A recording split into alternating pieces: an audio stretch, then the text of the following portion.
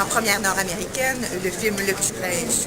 Nous sommes en compagnie de Mark Osborne, le réalisateur, évidemment, qui est présent à Montréal. Alors, bienvenue à tous. Nous allons faire l'entrevue pour notre invité en anglais. Alors, Le Petit Prince sera en salle ce vendredi, le 12 février. À ne pas manquer.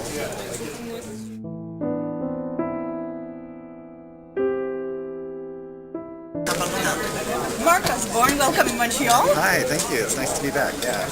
What a great movie. Oh, thank you. Tell me about the two different motion control you did with the animated. Well, the two different animation techniques we used computer animation to represent sort of reality and for the world of the little girl and the real life she lives in, and then we used stop motion animation to represent the imagination of the little girl when she reads the story of the Little Prince. So that was really a way for us to create contrast and separation between her imagination and reality. And I was really excited to be able to do that. I love animation. I love all its diversity, all the different techniques, and whenever you can use different techniques to help tell a story, I think it just makes the story more interesting. And so yeah, I was really excited for that. And we did both techniques here in Montreal. In Montreal, I know. You love the city, I think so, eh? Yeah, very much, very much. But you fell in love with that book. At what age did you read this book? You know, I think I encountered the book through when I was younger, but I don't remember it until it was given to me by my wife when I was 20. We were just dating at that time, and she gave me her copy, and it's actually right over there. That's the copy she gave me, and it really was a very special link between us. And she gave it to me at a time when we had separated because I had to go to California from New York to study animation. And I didn't like being apart from her, and she would quote from the book, and she'd say, "We'll always be together. Anything essential is a book." She was your rose. Yeah, well, much more than that. Much more than that. Yeah. Yes. But the technique was, but the writing for you was 2 years with Irina. Was a concept, a duo of writing.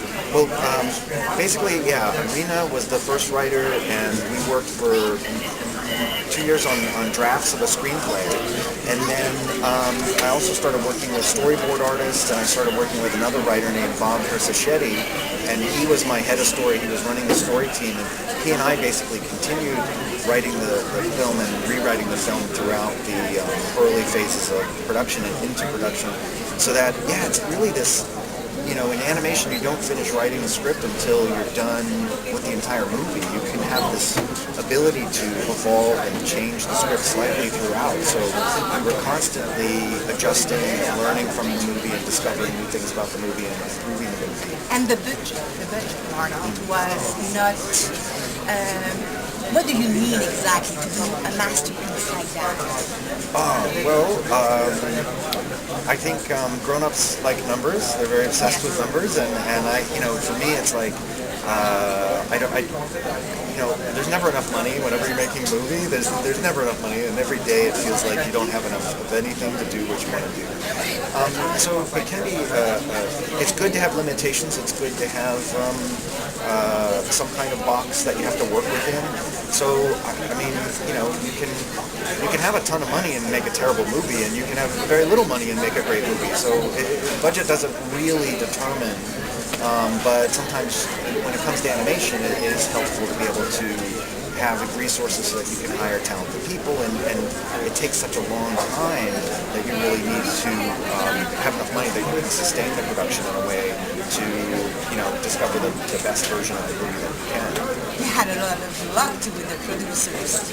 Yes. Some nice colleagues you had.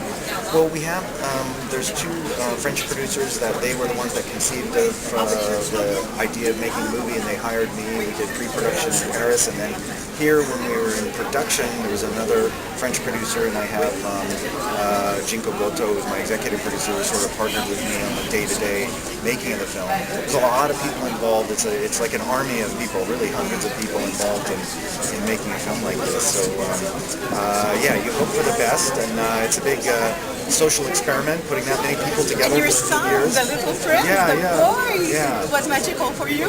Well, completely magical because it was sort of accidental. You know, he was the temporary voice, and he was 11 when we started, and he just helped out by doing the voice, and we could never find anyone to replace him. He's so anytime we tried to replace him, it didn't work.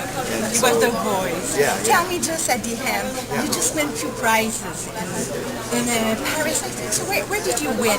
You're in a nomination for the César, je pense, en France. Yeah. And tell me about it. I think, yes, it's nominated for César for Best Animated Film. And it won prizes for being like the most popular film. It won a popularity prize, and then it also won a prize for being the most seen French film in the rest of the world. So it's getting a lot of. It's crazy because we premiered the film in France, and it's been released in many territories, one at a time. So I've been traveling all over the world, and it's quite incredible how many places that we've brought the movie to. And so I'm just finally happy to be bringing it home, happy to be bringing it back here where it was made. And it's so nice to see a little girl with the mothers working a lot. And for the little girl like me, and maybe older, it was magical. Oh, good. And congratulations, Mark. And thank you for your time. Thank you for helping kids and adults to bring together, some love and a bit of magical. We never know who's looking at us. Yeah. We never know. Oh, that's great. Thank you very much, Mark Osborne. Thank you so much.